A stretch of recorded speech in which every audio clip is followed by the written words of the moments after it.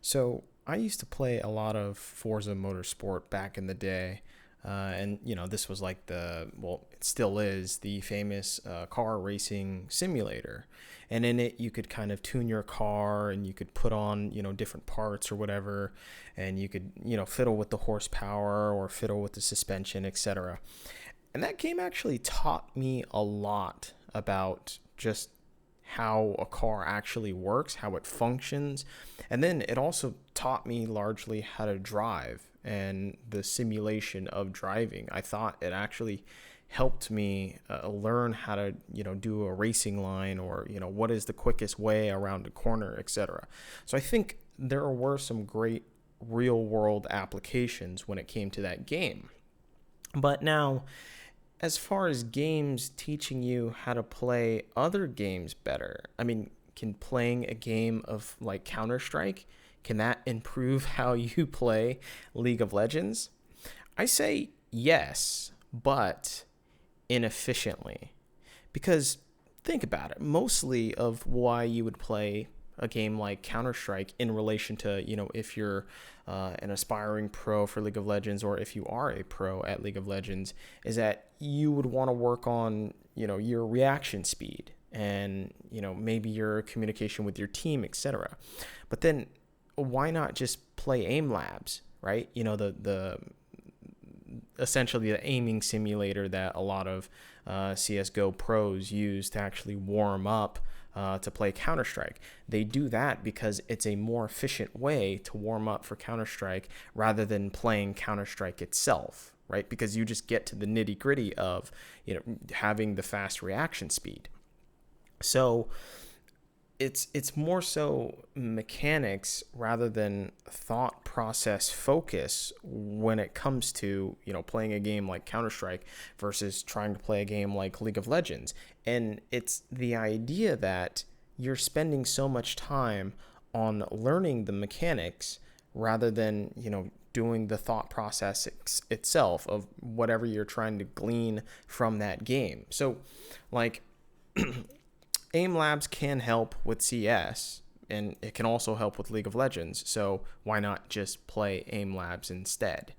I like to make this akin to the idea of, how it's kind of weird that there aren't any young comedians, right?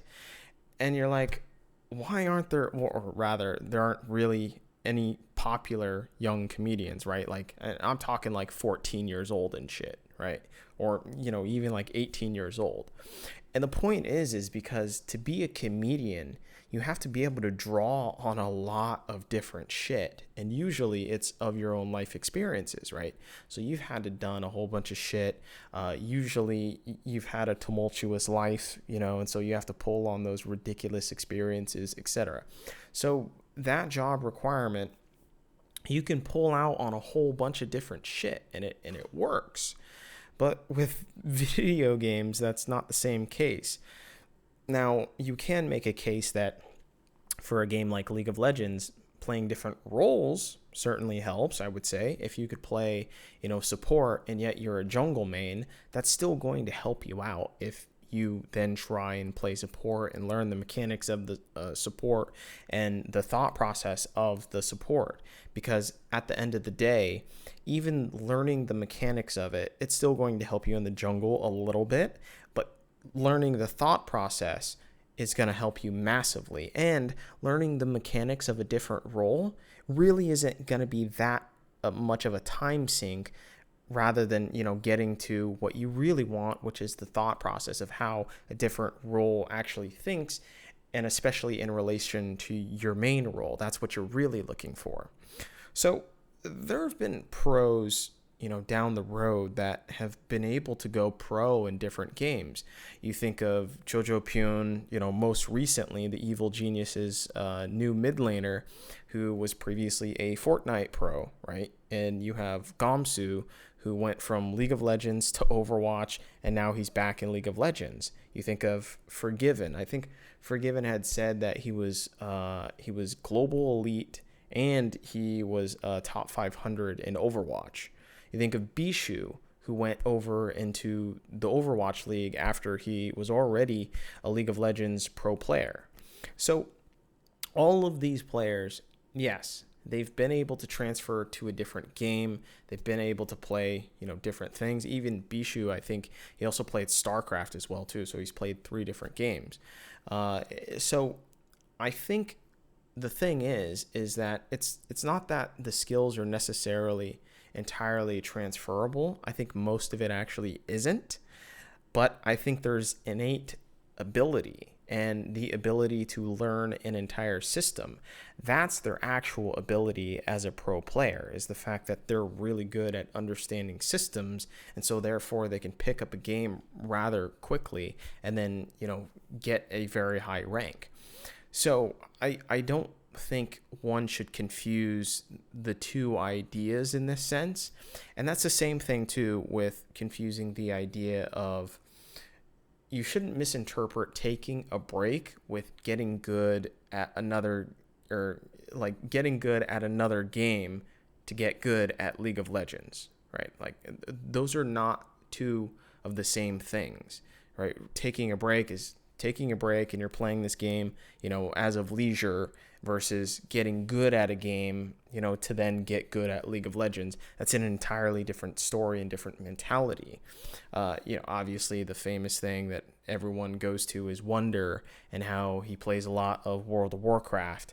And, like that really isn't helping him be good at League of Legends, but it is giving him a break, right? It's having him get leisure time and taking his mind off of League of Legends itself. And sometimes you need that, right? Sometimes you need a break away from the game itself of whatever that you're trying to grind in order to realize maybe what you're missing, because then you come back in with a fresh mind, and maybe there are some things that you couldn't realize because you were at this kind of autopilot mode, right? And sometimes you need to break that monotony in order to end up realizing something else about your own gameplay.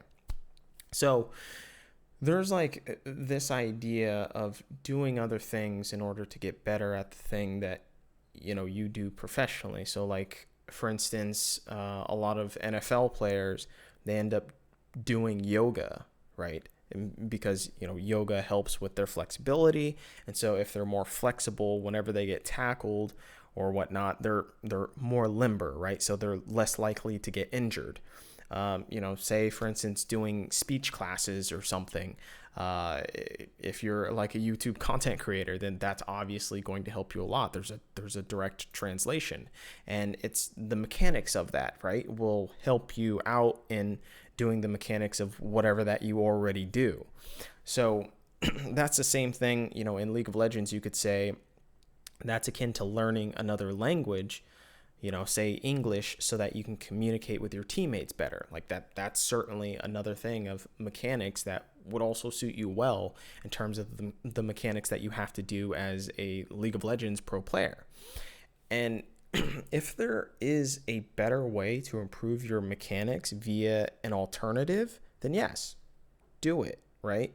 So like, say for instance, aim labs, if that's a more efficient way of upping your reaction speed and your reaction time, then yes, do that, practice that. If the mechanics aren't hard to learn, yet you feel you can glean some larger amount of knowledge, I say go for it, right? Because certainly the juice is worth the squeeze at that point.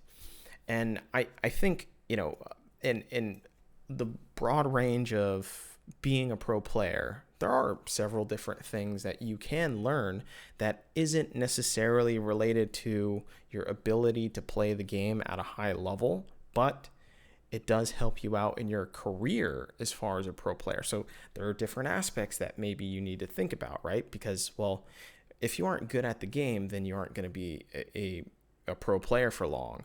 But if you're good at the game and you're not good at the minutia of being a pro player, as far as learning different things that might help you negotiate for a contract, or upping your social media game so you can pump those numbers up for sponsors, creating content, getting a personal sponsorship, like these are all different things that you can improve on as a pro player in order to set your career up for success, right? It's not all about playing the game itself. There has to be some larger success that you get out of it.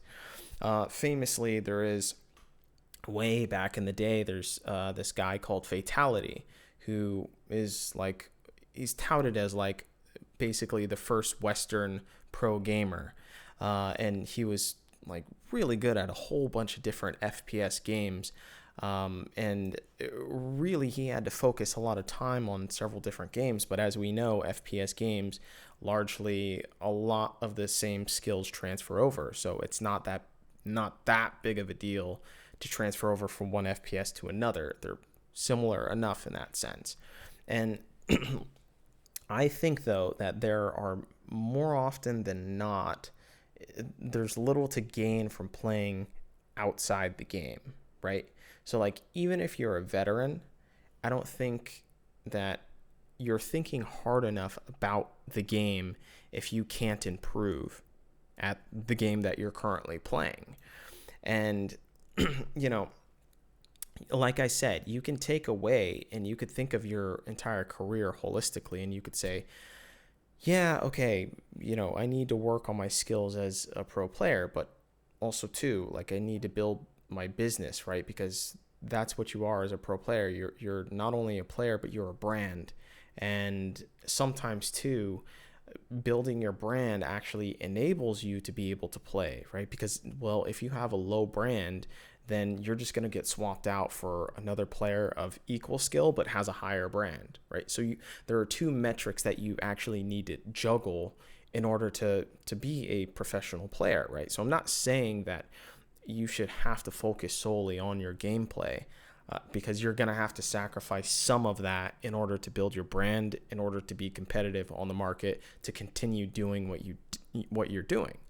But at the end of the day, I don't think you're going to beat like a Kobe Bryant or a Michael Jordan or even like a Faker if you don't put in the hours at that particular game or art form.